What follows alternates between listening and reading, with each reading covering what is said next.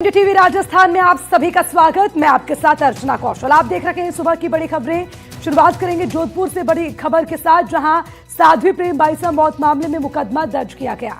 Compounder Devi Singh Rajpurohit के खिलाफ case दर्ज हुआ है। एसआईटी जांच में लापरवाही के सबूत मिले। कभी भी देवी सिंह की गिरफ्तारी हो सकती है। ये बड़ी खबर आपको बता रहे हैं, जो पूरे मामले को लेकर अब तक ये गुत्थी अनसुलझी है। हालांकि इसमें कई तरह के इस मामले से जुड़े हुए जो कड़ियां हैं वो निकलकर सामने आई, लेकिन अभी इस मामले में जांच हो रही है, जिसमें सबसे बड़ी बात ये कि वो कंपाउंडर जिससे इस पूरे मामले की शुरुआत हुई, अब वही कंपाउंडर लापरवाही के घेरे में है, जिसके चलते एसआईटी जांच में लापरवाही के सबूत मिले और उसी आधार पर मामला दर्ज हुआ। अब इसमें बड़ी खबर ये सामने आ रही है कि कभी भी देवी सिंह की गिरफ्तारी हो सकती है। एफएसएल और पोस्टमार्टम रिपोर्ट के आधार पर कार्रवाई होगी। पुलिस जांच कर रही है, आगे भी कार्रवाई हो सकती है।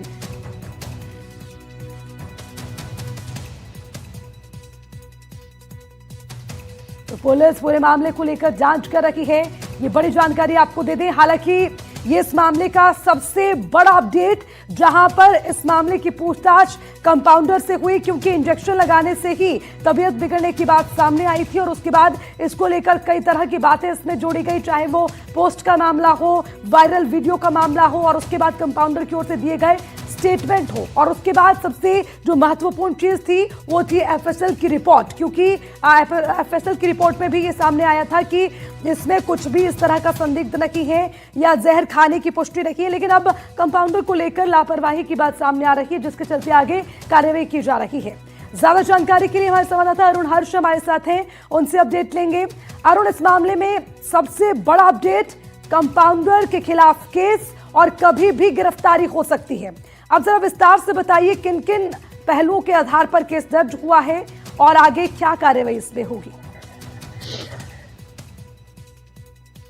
देखिए अर्चना, एनडीटीवी ने पहले दिन से ही इस खबर को लेकर बताया था कि जहां तक है कंपाउंडर की लापरवाही को लेकर पुलिस जांच कर रही थी, एसआईटी टीम, और निश्चित तौर से अब कह सकते हैं पोस्टमार्टम रिपोर्ट आने के बाद में पुलिस ने फिर अलग एंगल से जांच की। और जो सबसे बड़ा सवाल खड़ा हुआ था कि कंपाउंडर द्वारा एच शेड्यूल का जो इंजेक्शन थे वो लगाने के लिए डॉक्टर की पर्ची होना आवश्यक है, वो केमिस्ट जहाँ से लाया था, लेकिन इन सब सवालों के जवाब देवी सिंह दे नहीं पाया था। और यही कारण है कि आखिर सख्ती सुई जो है देवी सिंह पर, और जो मेडिकल काउंसिल से जो उन्होंने पुलिस एसआईटी की टीम ने जो रिपोर्ट मांगी थी उसमें ये माना गया था कि गंभीर लापरवाही की है ये डॉक्टर की पैसे को लेकर, और जो कंपाउंडर ने जो इंजेक्शन लगाए थे वो डॉक्टर की पर्ची के आधार पर लगाने चाहिए थे।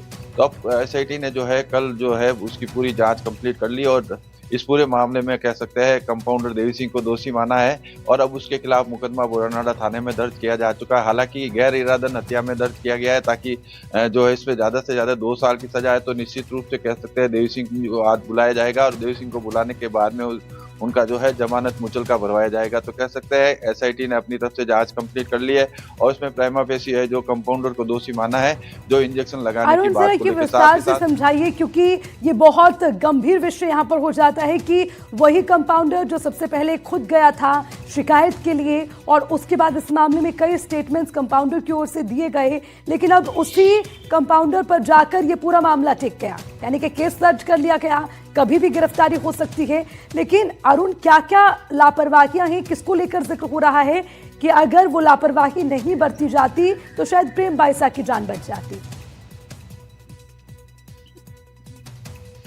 बिल्कुल बिल्कुल अर्चना, जिस तरह से देखो बात की जाए तो जिस तरह से जो है कंपाउंडर को बुलाने के दौरान और इंजेक्शन लगाने के करीब 10 मिनट बाद ही तबीयत खराब हो गई थी। तो नर्सिंग काउंसिल से जुड़े हुए लोग जो कानून है वो ये कहता है कि जब किसी मरीज की तबीयत बहुत ज्यादा खराब होती है तो ऐसे में उसको हॉस्पिटल ले जाने की सलाह देनी चाहिए। लेकिन कंपाउंडर देवी सिंह ने जो है साध्वी की खराब तबीयत होने के बावजूद भी उसे अस्पताल भेजने की सलाह नहीं दी और अपने स्तर पर जो इंजेक्शन लगाया था, और इंजेक्शन जो है एच शेड्यूल का आता है, यानी कि डॉक्टर की उपस्थिति और डॉक्टर की पर्ची के आधार पर लगाना चाहिए, लेकिन उन्होंने अपने स्तर पर ये इंजेक्शन लगाया। हालांकि कंपाउंडर की तरफ से ये दलील दी जा रही थी कि पहले भी उसने डॉक्टर की पर्ची के आधार पर लगाए थे, लेकिन वो पर्ची अभी तक जो है एसआईटी के हाथ नहीं लगी और न देवी सिंह वो पर्ची को पेश कर पाया।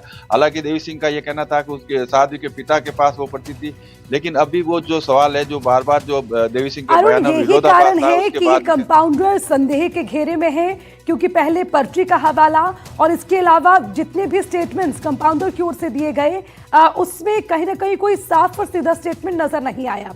अब अरुण जरा ये भी बताइए कि जिस तरह से लापरवाही की बात हो रही कि तबीयत बिगड़ी तो इन्फॉर्म नहीं किया गया, उन दरमियान कौन उनके साथ रहा, किसके निर्देशन से ये जांच होती रही या ट्रीटमेंट होता रहा, क्या इसको लेकर कोई स्टेटमेंट आया है सामने?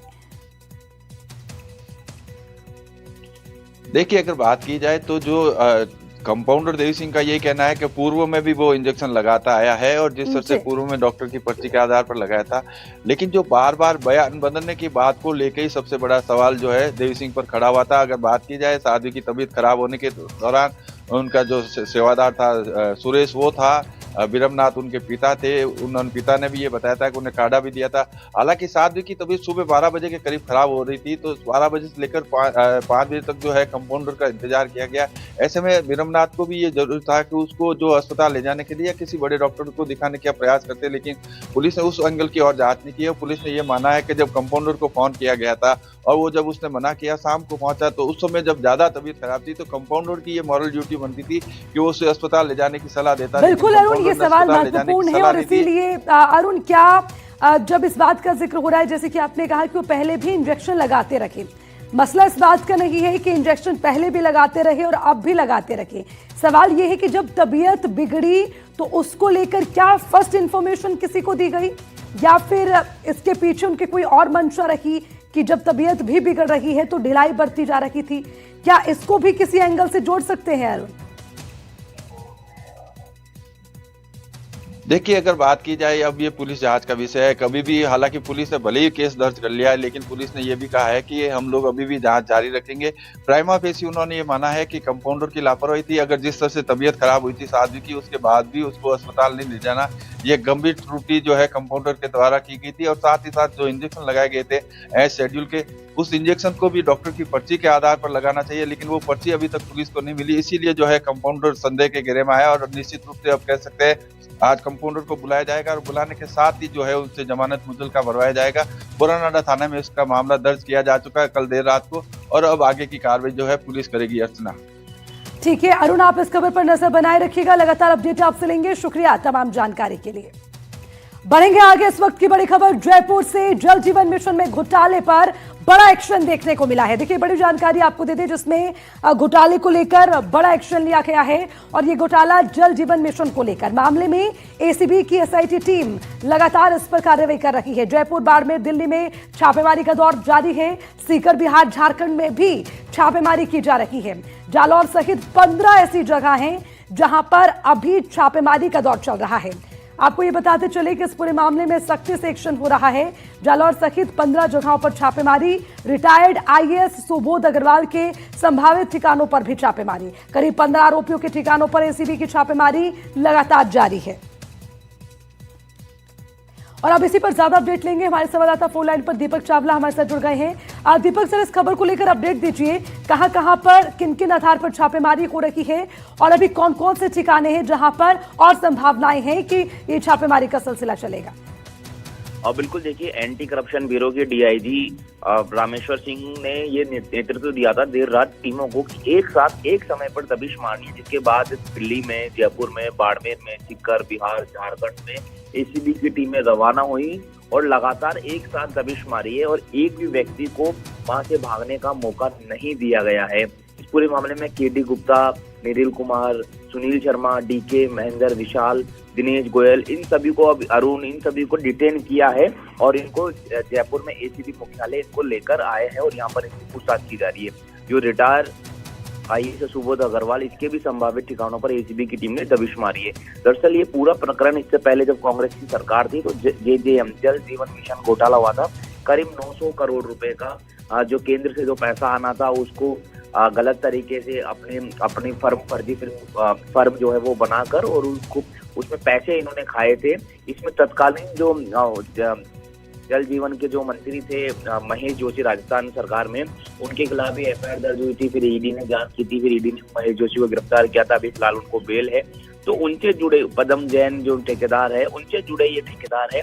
तो इन सब की भूमिका जो है वो लगातार जांच के घेरे में थी, एसआईटी गठित थी और आज एक साथ एसीबी टीम ने दबिश मारी है और इन सभी लोगों को डिटेन किया है। जयपुर में इनसे पूछताछ जो है वो की जा रही है। अभी मान सकते हैं कि अभी बहुत गिरफ्तारियां होना बाकी है।